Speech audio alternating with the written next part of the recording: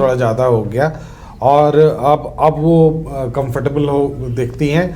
चूँकि विपक्ष के लिए अब सबसे बड़ी चुनौती होगी कि जैसे बढ़ते हुए राउंड में वोट की संख्या कम होती जाएगी और अगर मार्जिन ज़्यादा है तो उसको पाटना मुश्किल होता जाएगा। बहुत साफ है, अभी तक 29 है एनडीए और 50 पर इंडिया फोल्डर है। देखिए आप जिस तरह से उठापटक एक तरह से हम कह सकते हैं ये सीट टैली में चल रहा था, वो उठापटक अब कम हुआ है। 50 के आसपास इंडिया फोल्डर है जो कि कंफर्टेबल मेजॉरिटी है और एनडीए 29 पर है। तो एनडीए फोल्डर के लिए बहुत चिंता की बात है क्योंकि उसे अब 10 सीटों को कम से कम पाटना होगा और तब जाकर कोई सरकार बनाने की स्थिति पैदा होगी। 10 सीट अगर मिनिमम भी उनके पास आए तब वो मुख्य रूप से ये अपने आप को सरकार बनाने की स्थिति में पा सकते हैं। इंटरेस्टिंग फैक्टर ये है कि जो आरजेडी है, जो बिहार की पार्टी है, सुरेश पासवान और वहाँ कोडरमा में इन सुभाष यादव और बल्कि हम कहें कि तीसरा जपला में 3-3 सीटों पर आरजेडी की पकड़ बन गई है। तो ये क्या बताता है अपने आप में प्रदेश की राजनीति में। चूँकि आप देखेंगे कि जिस समय सीटों का बंटवारा हो रहा था इंडिया गठबंधन में, तो आरजेडी को बाकायदा वो एक तरह से उनको दरकिनार करके पहले बात हुई थी। तो अब जब 3 सीटें उनकी आ जाएंगी तो क्या होगा, ये इम्पॉर्टेंट है।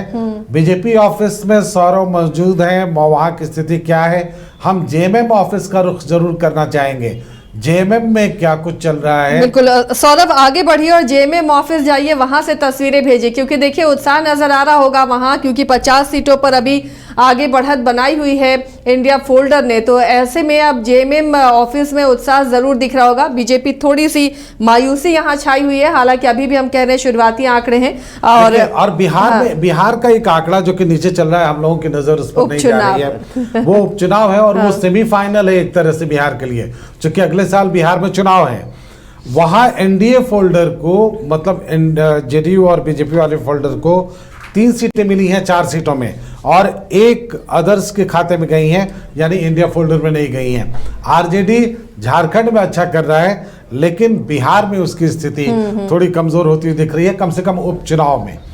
तो ये इम्पॉर्टेंट है। लेकिन यहाँ के यहाँ के जो परिणाम आएंगे, अगर वही परिणाम आते हैं जो बढ़त के आधार पर हम कह रहे हैं, तो वो उनके लिए उत्साह बढ़ाने बड़ा अपडेट है ये गांडेर सीट से। कल्पना सोरेन 12,000 वोटों से पीछे हो गई हैं और मुनिया देवी आगे हो गई हैं। तो क्या गंगेश जी यहाँ से चौंकाने वाले नतीजे आ सकते हैं या अभी भी इसे पाटा जा सकता है? क्योंकि देखिए बूथ टू बूथ वैरी करता है ईवीएम और हो सकता है कि मुनिया देवी का जहाँ उनके फेवर वाले बूथ रहे वो ईवीएम खुल रहे हैं। तो ऐसे में क्या अभी भी कुछ गुंजाइश है या मुनिया देवी लीड कर जाएंगी? देखिए 12,000 एक बड़ा अंतर है, क्योंकि मैं जब उस क्षेत्र में था तो कई लोगों का ये कहना था कि कल्पना सोरेन एक कड़े मुकाबले में फंसी हुई हैं। इस तरह की चीजें हो रही थी। अब ये सवाल जरूर है कि वो रिजल्ट क्या उसी दिशा में बढ़ रहा है। अगर ये बढ़ रहा है तो कम से कम जेएमएम के लिए अच्छी खबर नहीं है, क्योंकि वो सबसे बड़ा चेहरा बनकर उभरी थी और प्रचार उन्होंने ज़बरदस्त तरीके से किया था। फिलहाल एनडीए 30 तक पहुंचा है और 49 पर इंडिया फोल्डर है। ये आसान नहीं है, हम बार बार आपको कह रहे हैं, यहाँ से वापसी करना है एनडीए फोल्डर के लिए। लेकिन चूंकि मतों का अंतर बहुत कम है तो 10-12 सीटों पर अंतर ही बहुत कुछ बदल देगा, चुनाव परिणाम बदल सकता है। तो ये है। महाराष्ट्र की एक बार चर्चा जरूर कर लें।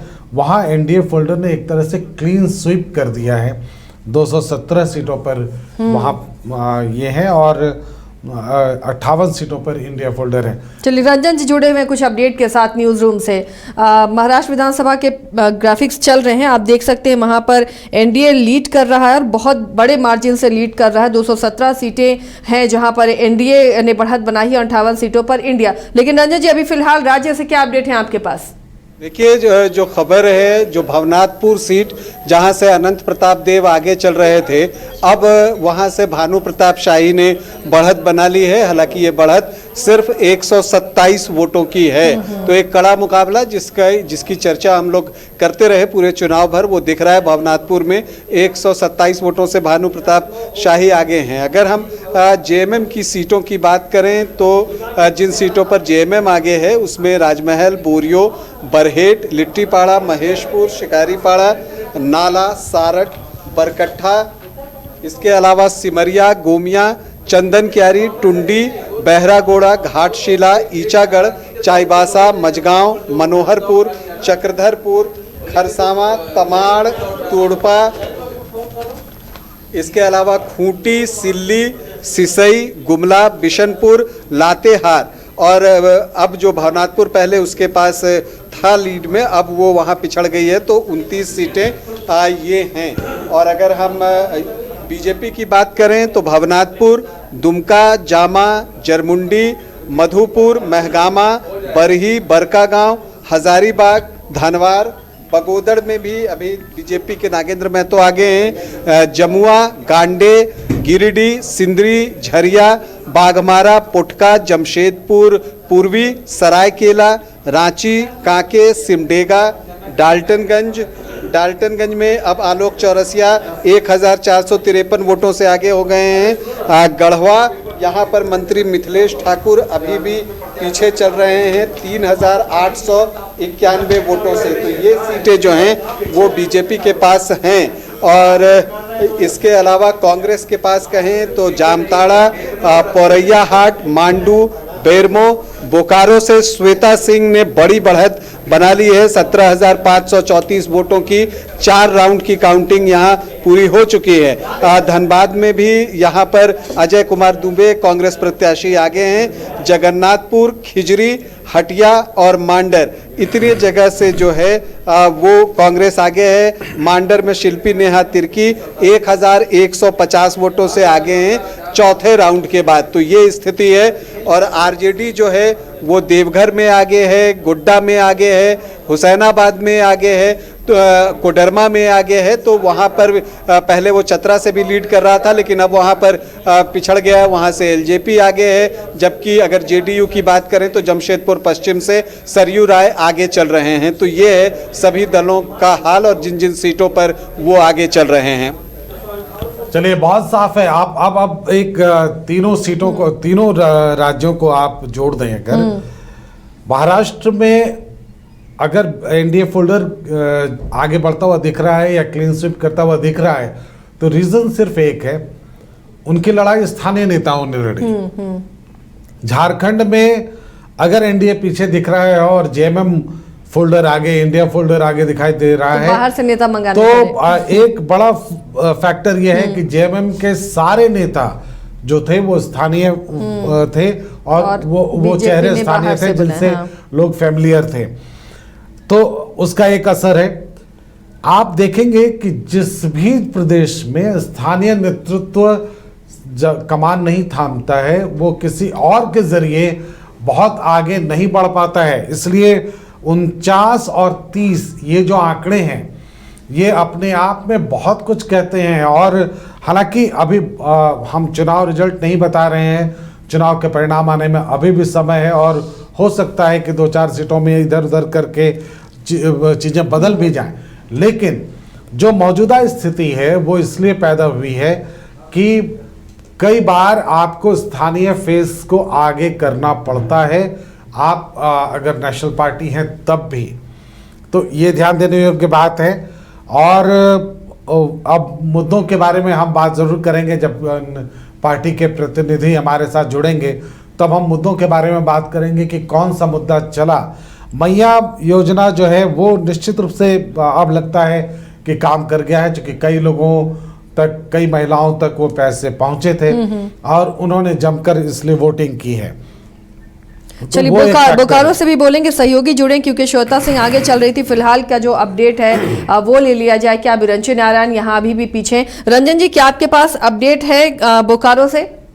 हाँ, बोकारो से अपडेट यही है कि श्वेता सिंह ने बड़ी बढ़त बना ली है। वो 20,000 से ज्यादा वोटों से 22,000 वोटों के आसपास जो है वो लगभग क्लीन है। वो लीड कर रही हैं। और गिरिडीह से जो निर्भय कुमार शाहाबादी हैं वो 6,050 वोटों से आगे हो गए हैं। सुदीप्य सोनू यहाँ पर पीछे चल रहे हैं। और तमाड़ से विकास मुंडा 8,021 वोटों से आगे हैं। यहाँ राजा पीटर पीछे चल रहे हैं। और डुमरी से एक खबर है कि अब एक बार फिर से जयराम महतो यहाँ पर आगे हो गए हैं। बहुत कड़ा मुकाबला यहाँ पर देखने को मिल रहा है। ट्रायंगुलर फाइट है जयराम महतो और बेबी देवी के बीच जो है मुकाबला बहुत कड़ा है। 258 वोटों से जयराम आगे हैं। उदय, कोडरमा से एक बड़ी अपडेट आ रही है। नीरा यादव 521 वोटों से आगे हो गई हैं और ये कोडरमा से एक बड़ी अपडेट है। इसी तरह देखिए जमुआ विधानसभा से मंजू कुमारी 5,336 मतों से आगे चल रही हैं और लोहरदगा में 5,000 वोटों से रामेश्वर उरांव आगे चल रहे हैं। 5,068 वोटों की लीड उन्हें मिली है। और देखिए ईचागढ़ में सविता महतो आगे चल रही हैं लगातार। उनके दूसरे नंबर पर 8,113 वोट सविता महतो को, तरुण महतो 6,803 वोटों पर, के हम दूसरे पोजीशन पर। बिल्कुल हरेलाल महतो 5,158 वोटों पर। लगभग 3,500 वोटों से आजसू प्रत्याशी हरेलाल महतो पीछे चल रहे हैं। और देखिए बोकारो में श्वेता सिंह निर्णायक बढ़त की ओर बढ़ती हुई दिखाई दे रही हैं। 25,000 वोटों से श्वेता सिंह आगे हो गई हैं। बड़ी हार की तरफ बढ़ते हुए दिखाई दे रही है। बिल्कुल जी हाँ, ये बहुत बड़ी बढ़त है बोकारो में।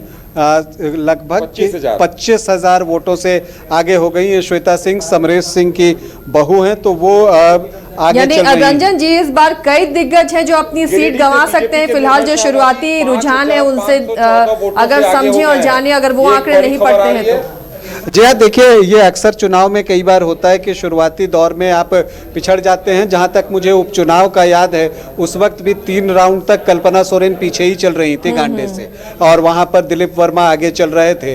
बाद में उन्होंने उस गैप को पाटा और 27,000 वोटों की जीत हासिल की। तो एक ट्रेंड होता है, कई जगह जो है वो शुरुआती दौर में किसी को बढ़त मिलती है और फिर बाद में वो रिकवर होता है। एक्चुअली जो विधानसभा क्षेत्र होता है उसमें सबके अपने पॉकेट होते हैं, तो जिनका पॉकेट खुलता है वहां पर उनको बढ़त मिलती दिखती है और वही स्थिति है। लेकिन डुमरी का चुनाव बड़ा दिलचस्प हो गया है और वहां बहुत कड़ा मुकाबला चल रहा है। और जयराम और बेबी देवी में बिल्कुल कभी ये आगे कभी वो आगे।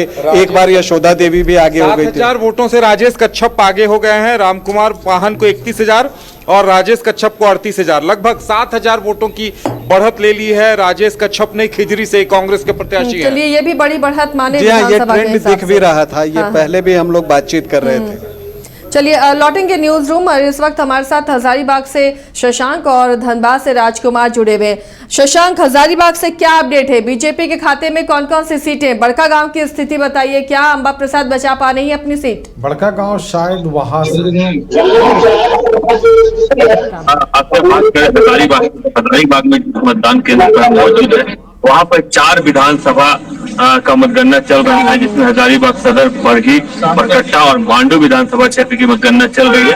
अगर बड़का गांव की बात करें तो बड़का गांव की मतगणना रामगढ़ में चल रही है। अगर हम बात करें यहाँ की तो यहाँ पर जो अभी तक की स्थिति है सदर विधानसभा की अगर बात की जाए तो सदर विधानसभा में 4 राउंड की जो गिनती है वो समाप्त हो चुकी है। और अगर यहाँ से लीड की बात करें तो भारतीय जनता पार्टी के प्रदीप प्रसाद जो है लगभग 3,000 के मतों से आगे चल रहे हैं। अगर मांडू विधानसभा की बात की जाए तो मांडू विधानसभा से लगभग 6,000 मतों से आगे जेपी पटेल चल रहे हैं। अगर वहीं बात की जाए बरकट्टा विधानसभा क्षेत्र की तो बरकट्टा विधानसभा क्षेत्र से जेएमएम के जानकी प्रसाद यादव जो है वो आगे चल रहे हैं। लगभग 3 या 4,000 मतों की बढ़त वो भी बनाए हुए हैं। और अगर बरही विधानसभा की बात की जाए तो यहाँ पर जो है भाजपा के मनोज यादव जो है लगभग 10,000 मतों से आगे चल रहे हैं। बिल्कुल अगर हम है और वो दिख भी रहा था फील्ड में, जो कुछ दिख रहा था लगभग उसी तरह के परिणाम है शशांक। वहां पर अभी तक बदलाव की क्या गुंजाइश दिख रही है वहां पर शशांक? देखिए बदलाव की गुंजाइश अगर देखा जाए तो हजारीबाग के बरही विधानसभा में बदलाव होता हुआ दिखाई दे रहा है। जिस प्रकार से मनोज यादव का टिकट कटा और मनोज यादव उसके बाद से समाजवादी पार्टी में गए, उसका फायदा सीधा तौर पर भारतीय जनता पार्टी को मिलता हुआ दिखाई दे रहा है। भारतीय जनता पार्टी एक बार फिर से वहां पर जीतती हुई नजर आ रही है। हालांकि अभी तो रुझान सामने आए हैं जिसमें 10,000 मतों की बढ़त है। अगर बात की जाए बरकट्टा विधानसभा की तो बरकट्टा विधानसभा में अमित यादव को निर्दलीय के तौर पर जो पिछली बार विधायक बने थे इस बार भारतीय जनता पार्टी उन्हें अपने साथ लेकर आई थी और उन्हें वहां से टिकट दिया था, लेकिन अभी तक की जो स्थिति है उसमें जानकी प्रसाद यादव जो है वो जीतते हुए नजर आ रहे हैं, उन लीड बनाए हुए हैं। और इसका खामियाजा यह है कि जैसे ही अमित यादव को वहां से टिकट दिया गया था, भारतीय जनता पार्टी के कई नेता भागे हुए थे, जिसमें बाटेश्वर मेहता भी थे, कुमकुम देवी थी। इन सबों ने निर्दलीय चुनाव में उतरने का फैसला लिया था और उनके इस फैसले का असर है कि जानकी प्रसाद यादव वहां से अपना बढ़त बनाए हुए हैं। चलिए धनबाद चलते हैं। धनबाद चलते हैं, हमारे साथ राजकुमार जुड़े हुए हैं। राजकुमार, क्या है दृश्य अभी? अगर हम धनबाद की बात कर ले तो धनबाद में सबसे जो करीबी फाइट है वो निरसा में देखने को मिल रही है और निरसा में जो निरसा प्रत्याशी भी हमारे साथ में है अरूप चटर्जी, और ये लीड कर रहे हैं निरसा से। बहुत टाइट फाइट है। सबसे पहले हम इनसे ही बात कर लेते हैं। अरूप जी, आप जो पोजीशन देख रहे हैं क्या लग रहा है? नहीं, अभी तक 14 राउंड की टेबुलेशन हो गई और 6,600 वोट से हम लोग लीड कर रहे हैं। उधर कम से कम 18 राउंड काउंटिंग हो गई है, तो बाकी जो है हम समझते हैं जो टेबुलेशन से बहुत क्लियर पिक्चर है। क्लियर है कि राजकुमार, आरूप दा को बताइए कि मैं उनको बधाई दे दूं, अभी उनसे पूछिए। उसके बाद ही हम बता पाएंगे। कम से कम और 2 राउंड आ जाए तो हम समझते हैं जो एक क्लियर। 2 राउंड के बाद तस्वीरें क्लियर हो जाएंगी, क्योंकि 14 राउंड की जो आरूप वो क्लियर हो चुकी है। कि क्या बधाई दे दी जाए उनको? बिल्कुल, अगर कहा जाए कि आपको अगर समर्थक बधाई देना चाहे तो दे सकते हैं आपसे। आशा करते हैं जो हम 1.5 साल से अभी 2 राउंड की तस्वीरें आनी बाकी है, जो उसके बाद क्लियर हो जाएंगे। उसके बाद कुल 18 राउंड में गिनती होनी है, तो 2 राउंड का इंतजार करना चाहिए, 16वें राउंड तक का। उसके बाद तस्वीरें जो है वो साफ हो जाएंगी। लेकिन 6,000 वोट से अभी तक अरूप चटर्जी लीड बनाए हुए हैं। इसके अलावा अगर हम अन्य विधानसभा की बात करें, आरूप चटर्जी के लिए आरूप दा के लिए बहुत स्थितियां माकूल बनती हुई दिख रही हैं, अब चूंकि अब राउंड्स कम हैं। राउंड बिल्कुल कम है, लेकिन फाइट बहुत जबरदस्त है। और अगर हम धनबाद के अलावे अगर हम दूसरे विधानसभा क्षेत्रों की तरफ जाएं तो टुंडी की अगर हम बात करें तो यहाँ पर मथुरा महतो जो है वो क्लीन स्वीप करते हुए नजर आ रहा है। और वहां पर वो तकरीबन 19,327 वोटों से आगे बढ़ चुके हैं 5वें राउंड की गिनती के बाद में। साथ ही अगर हम झरिया की अगर बात कर लें तो झरिया में रागिनी सिंह अपने निकटतम प्रतिद्वंदी और विधायक पूर्णिमा नीरज सिंह से तकरीबन 8,000 वोटों से आगे चल रही है। और अगर हम सिंदरी की बात करें तो तारा देवी जो कि विधायक इंद्रजीत महतो की पत्नी है, वो चंद्रदेव महतो से आगे चल रहे हैं।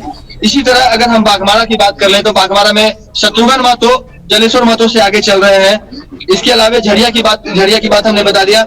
और अगर हम धनबाद की बात कर लें तो धनबाद में अभी भी जो बहुत ही जबरदस्त मुकाबला देखने को मिल रहा है। और यहाँ पर कांग्रेस कुछ मतलब 291 वोटों से बढ़त बनाई हुई है और यहाँ पर अजय दुबे आगे चल रहे हैं।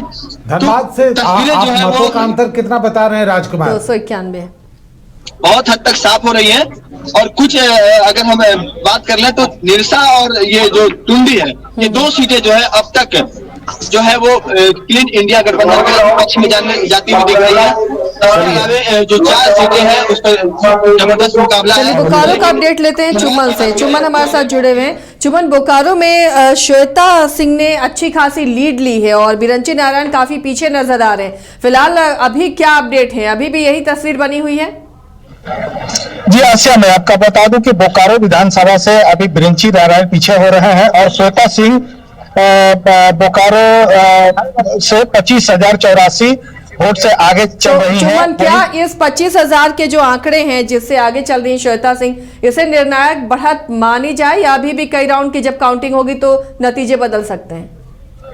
नहीं आसिया, अभी इसको निर्णायक नहीं कहा जा सकता है, क्योंकि अभी सिमंडी की तरफ से 12 फारी का बूथ अभी खुला है। अभी मेन बूथ जो है बोकारो टाउन का बाकी है, झुग्गी झोपड़ी का बाकी है। और सबसे बड़ा चीज है कि चास में जो भी वोटिंग हुई है, जिसमें दोनों प्रत्याशियों की मत अभी कैद है। अभी यहाँ पर हमारे विधायक जी भी आए, अभी बोले कि उधर से अभी आ रहा है, चास तो आने दीजिए, उसके बाद शायद मेकअप हो। लेकिन अभी श्वेता सिंह का 25,084 वोट से आगे चल रही है। बहुत बड़ा हो गया है और इसे पाटना बहुत आसान नहीं है। विधायक जी के आशावान है तो ये अच्छी बात है। आंकड़े ये गवाही देते हैं अपने आप में। अगर 25,000 की बढ़त है तो इसे पाटना बहुत आसान नहीं है। 36 बोकारो राउंड नंबर 7 की मतगणना के पश्चात अभी तक प्रत्याशियों को मिले कुल मत इस प्रकार से है। बिरंजी नारायण 28,765, 28765, 28765। राजेश कुमार 1007, 1007, 1007। श्वेता सिंह 51,321, 51,321, 28,000 और 51,000 जो घोषणा की जा रही है बूथ पर, वो उसके अंतर बहुत अनुसार ज्यादा है। बहुत ज्यादा अंतर हो गया है और इसे पाटना आसान नहीं होगा। 545, 545। जसवीर सिंह 285, 285। रमेश चंद्र महतो 569, 569, 569। सरोज चलिए हम एक बार अपने रिपोर्टर राजकुमार का रुख करेंगे। राजकुमार, जो अपेक्षित परिणाम है, कई सीटों पर हम लोग पहले भी समझ रहे थे कि किन्हें बढ़त मिलेगी, उसमें कहाँ उलटफेर होता हुआ दिख रहा है आपको? देखिए, जिस तरह से निरसा के बारे में कहा जा रहा है कि निरसा में इस बार परिवर्तन देखने को मिल सकती थी और वैसा ही परिणाम जो है वहां की जनता ने देने का प्रयास किया है और निरसा में एकदम बिल्कुल निकटतम जो प्रतिद्वंदिता है वो देखने को मिल रही है और 6,000 से अधिक वोटों से जब 14वें राउंड में अरूप चटर्जी आगे बढ़ते हुए दिख रहे हैं तो और 4 राउंड की जो मतगणना की जो रिपोर्ट है वो आनी बाकी है, तो इसमें बहुत कुछ क्लियर हो पाएगा। इसके अलावा धनबाद की अगर बात करें तो धनबाद में जो अल्पसंख्यक बहुल इलाका है उन क्षेत्रों का जो बूथ है वो खुला है, अभी उन क्षेत्रों का जो ईवीएम है वो खुली है, तो वहां से अभी तक तो अगर बात करें तो अजय दुबे लीड कर रहे हैं 291 वोटों से, लेकिन जैसे ही ये जो अलग उन दूसरे क्षेत्रों की ओर जब वहां के जब ईवीएम खुलेंगे तो वहां की तस्वीरें बदल जाएंगी और वहां से राज सिन्हा लीड कर सकते हैं।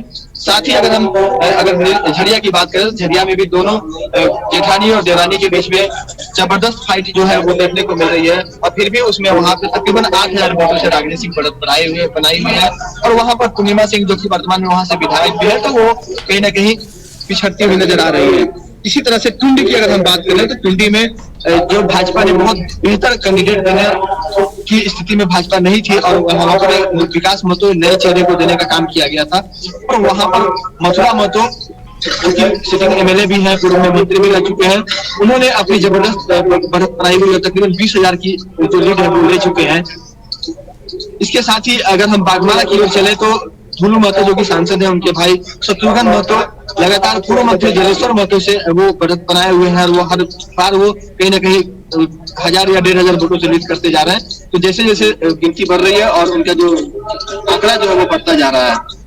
तो सिंदरी की अगर हम बात कर लेते हैं तो सिंदरी में तारा देवी लगातार कभी आगे जा रही है कभी पीछे जा रही है, लेकिन फिलहाल की अगर बात करें तो तारा देवी भी आगे चल रही है, तकरीबन 8,000 वोटों से वो आगे चल रही है और 6 से 7 राउंड की जो गिनती है वो यहाँ पर हो चुकी है। तो एकदम 4 तस्वीरें जो है अगर हम बात करें तो 4 सीटें जो है वो मान के चलिए कि इंडिया गठबंधन को नहीं जाएंगी, वो भाजपा और उनके गठबंधन को जाने वाली है और 2 सीटें जो है वो संभव है कि इंडिया गठबंधन के पक्ष में जाए, जिसमें मतलब ये है कि कोल्हान का जो इलाका है, कोल्हान का जो बेल्ट है, कोयलांचल का कोयलांचल के बेल्ट में ज़्यादा नुकसान नहीं है बीजेपी को और लेकिन ये है कि कोल्हान वाले इलाके में जहाँ बहुत ज़्यादा उम्मीदें थी या जो उधर का इलाका है संथाल का वो नुकसान पहुंचा रहा है और पलामू एक इलाका है जो ज़्यादा नुकसान पहुंचा है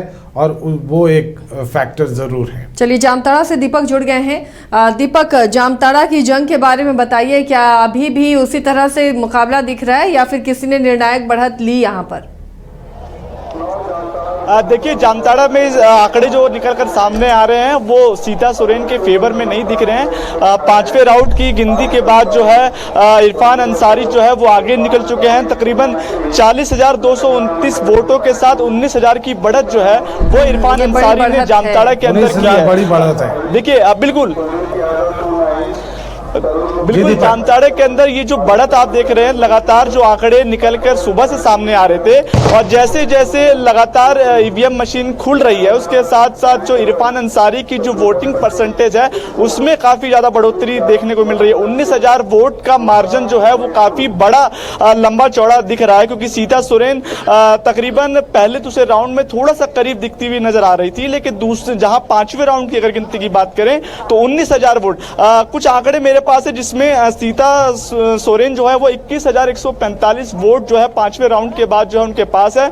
उसके साथ साथ इरफान अंसारी 40,000 और तरुण कुमार गुप्ता जो कि जेएलकेएम के साथ से सिर्फ 951 वोटों के साथ साथ बने हुए हैं। लेकिन जो समीकरण दिखते हुए नजर आ रहे थे जामताड़ा के अंदर, वो कहीं ना कहीं इरफान अंसारी ने बदल दिया है पांचवें राउंड के बाद, और ऐसे में एक बहुत लंबी चौड़ी बढ़त जो है वो कहीं ना कहीं इंडिया गठबंधन को देखने को मिल रही है। और ये जो सोर्सेस है वो कहीं ना कहीं सीता सोरेन के लिए अच्छे नहीं बन रहे हैं। और ऐसे में देखिए यहाँ के समर्थकों में भी बड़ा उत्साह है। मैं एक बार कैमरा मैं दूसरी तरफ दिखाना चाहूंगा कि किस तरीके से इंडिया गठबंधन के जो समर्थक हैं वो यहाँ पे पहुंचे हुए हैं। हाथों में झंडा जो है वो लगातार यहाँ पर फहराया जा रहा है। उसके साथ साथ जो है उत्साह जो है वो कमी नहीं है और लोग खुशी भी जाहिर कर रहे हैं। तो ये जिस तरीके से पांचवें राउंड के बाद जो ये गिनतियां सामने निकल कर आ रही है, ये एनडीए के खेमे के लिए उतनी अच्छी नहीं है जितनी अच्छी मानी जा रही थी। जी चलिए, तो फिलहाल जो बहुत बढ़त साफ है वो तस्वीर बहुत साफ उभर कर सामने आ रही है। 48 इंडिया गठबंधन और 31 एनडीए गठबंधन के फेवर में है। ये अभी तक के आंकड़े हैं। तस्वीर बिल्कुल साफ होती जा रही है। जैसे जैसे समय बीत रहा है 11:40 हो चुके हैं और बदलाव की गुंजाइश धीरे धीरे कम होती जाएगी। गढ़वा से देखिए मंत्री मिथिलेश ठाकुर पीछे हो गए हैं। 7,952 वोटों से लीड किया है सत्येंद्र नाथ तिवारी ने। तो यहाँ बड़ा उलटफेर हो सकता है। एक हाई प्रोफाइल सीट जेएमएम के हाथ से निकल सकती है। फिलहाल ये शुरुआती आंकड़ा है। क्या हम भी इसे टाइट फाइट में ही मान रहे थे गंगेश जी?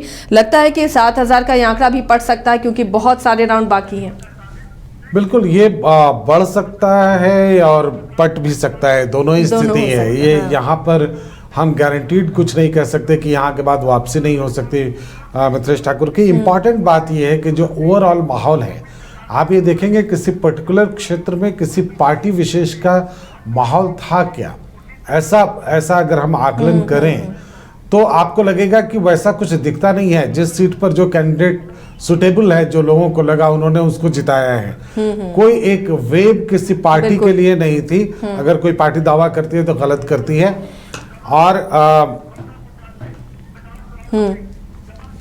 तो चलिए, अभी भी कई राउंड की बाकी है काउंटिंग और वो लगातार अपडेट दे रहे हैं। एक बार फिर से बोकारो का रुख करते हैं। चुमन जुड़े हुए हैं हमारे साथ।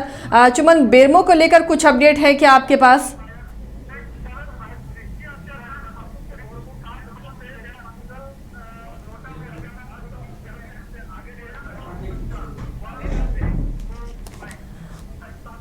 तक 3,849 से जयमंगल आगे चल रहे हैं।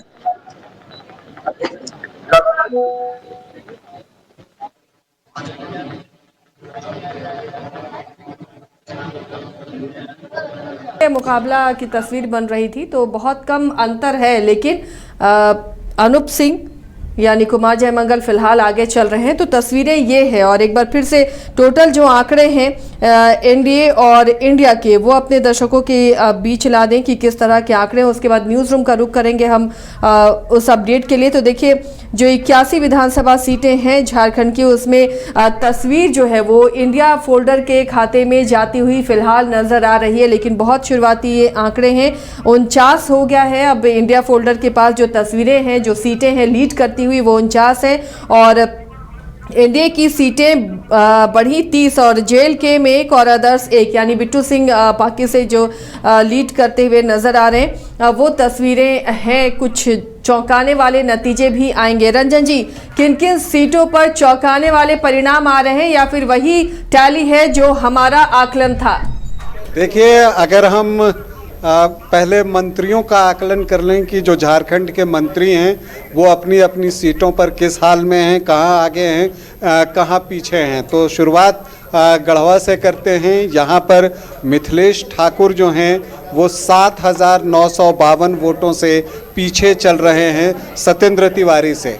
चाईबासा में जो मंत्री दीपक बिरुआ हैं उन्होंने बहुत बड़ी बढ़त हासिल कर ली है 32,547 वोटों की।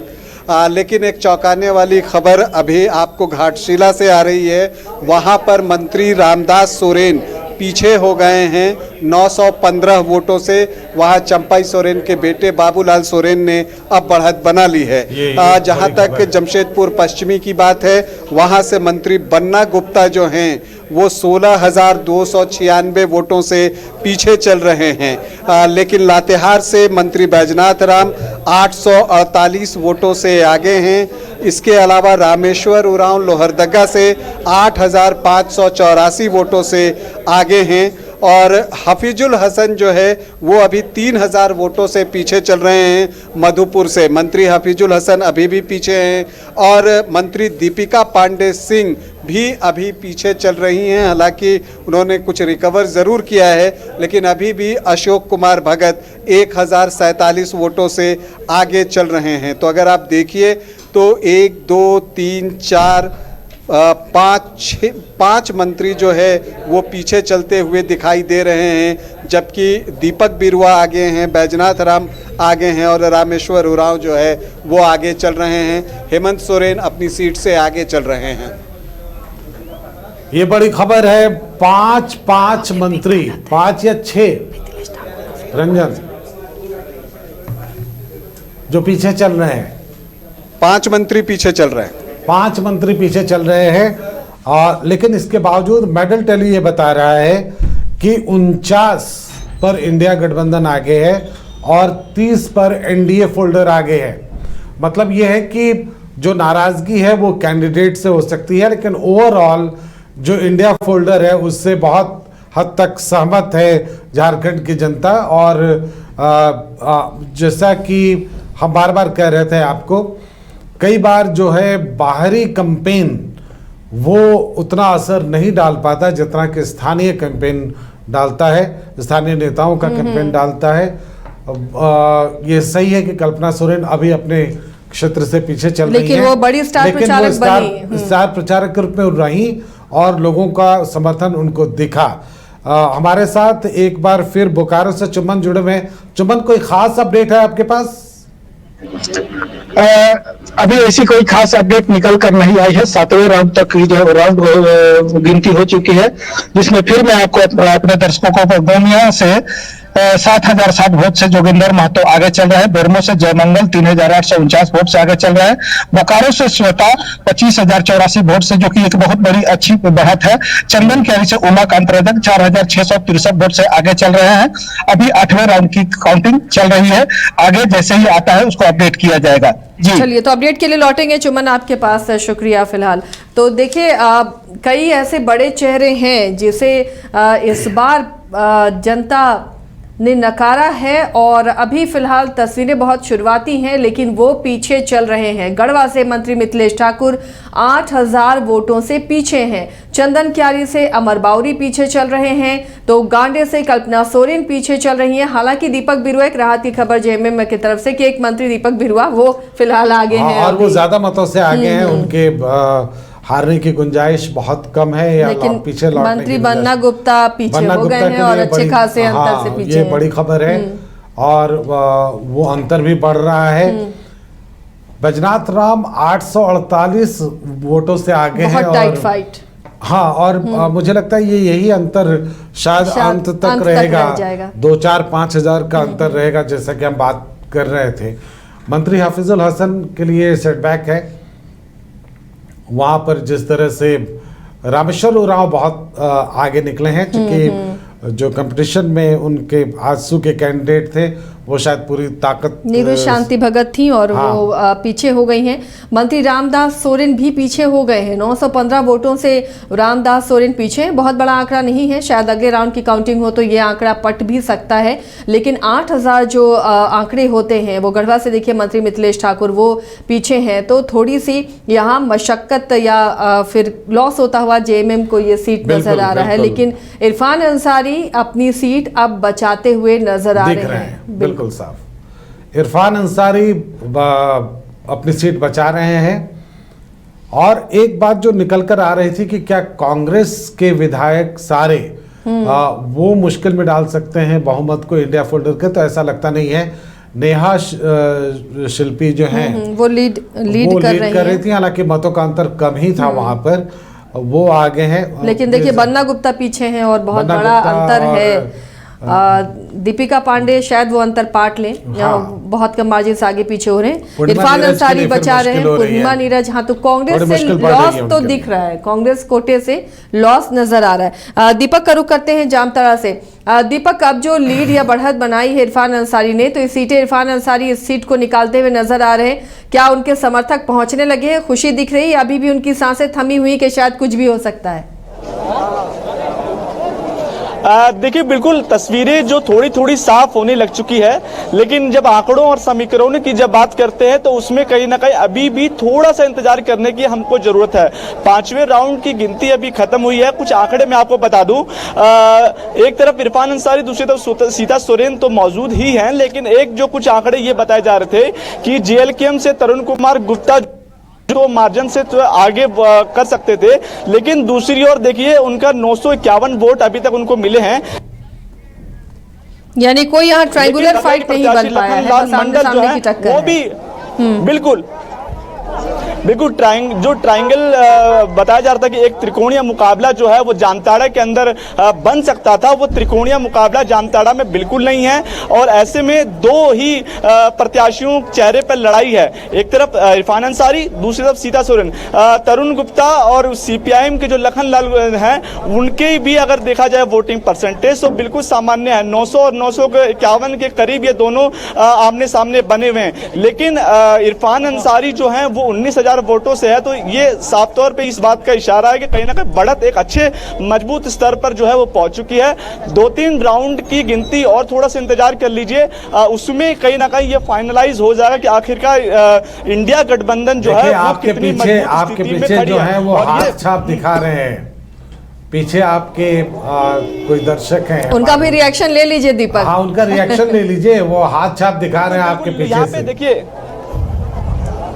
देखिए बिल्कुल लोग यहाँ पे तमाम जो इंडिया गठबंधन समर्थक हैं वो यहाँ पे पहुंच चुके हैं। एक बार मैं कहूंगा कि कैमरामैन से इस भीड़ को दिखा दिया जाए कि अभी थोड़ी देर पहले की जो स्थिति थी वो इतनी भीड़ के साथ नहीं थी, लेकिन अब जैसे जैसे परिणाम जो है वो आगे निकल कर आ रहे हैं वैसे वैसे समर्थक जो है वो यहाँ। क्या नाम हुआ आपका? साबुद्दीन अंसारी। इस बार अंसारी जी जो है 19,000 वोटों से आगे निकल गए हैं, क्या इस बार? ये सिर्फ मैया सम्मान और बिजली बिल और जो कृषि लोन है इसका आज हम लोग को मतलब जनता को फिर भूल रही है सरकार। संभवतः नेटवर्क इशू है, उससे है, वहां पर फ्रीज हो रहा है। दीपक, आपकी आवाज हम तक नहीं पहुंच पा रही है, फ्रीज हो रहा है वो,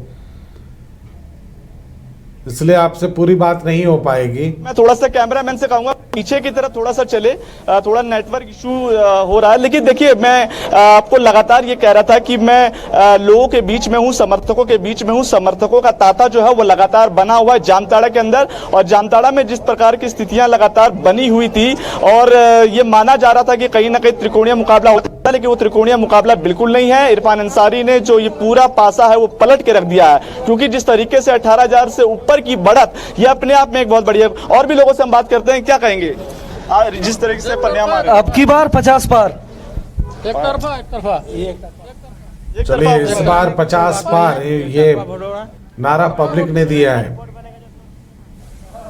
दीपक, आप चूंकि आपका वीडियो बुरी तरह फ्रीज हो रहा है, हम एक बार न्यूज रूम का रुख करेंगे। मुझे लगता है न्यूज रूम में जो अपडेट है उस पर नजर डालनी चाहिए, न्यूज रूम से कनेक्ट कराएं।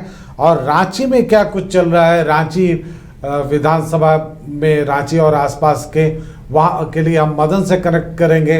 हजारीबाग में क्या अपडेट है उससे उसके बारे में थोड़ी बातचीत होगी, और जमशेदपुर में एक बार निश्चित रूप से हमें बात करनी चाहिए क्या कुछ चल रहा है वहाँ पर।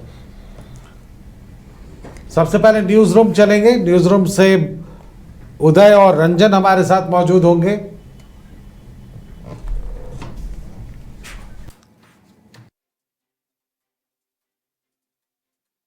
मंत्री सबसे हम कहेंगे कि ये हरियाणा जैसा कुछ नजर आ रहा है जो नतीजा है, मंत्री पीछे हो जा रहे हैं। हाँ, मंत्री पीछे हो रहे हैं। हालांकि सरकार बनती हुई दिख रही है अभी तक, हालांकि थोड़ी जल्दबाजी है अभी, लेकिन इतना कहा जा सकता है कि ये मार्जिन अब 19 सीटों का मार्जिन, इसको पाटना आसान नहीं है 80 की सभा 81 की सभा में, तो इतना जल्दी आप वहाँ नहीं पहुँच सकते। 49 और 30 है, और इम्पॉर्टेंट फैक्टर जो है वो ये है कि 5 मंत्री हार रहे हैं, इसके बावजूद हार रहे हैं या पीछे चल रहे हैं। अभी हम ये कहेंगे, हारना कहना शायद थोड़ी जल्दबाजी होगी, लेकिन पीछे जरूर चल रहे हैं। देखिए 12 बजने वाले हैं, मुझे लगता है और 1 घंटे का वक्त देना चाहिए, उसके बाद तस्वीरें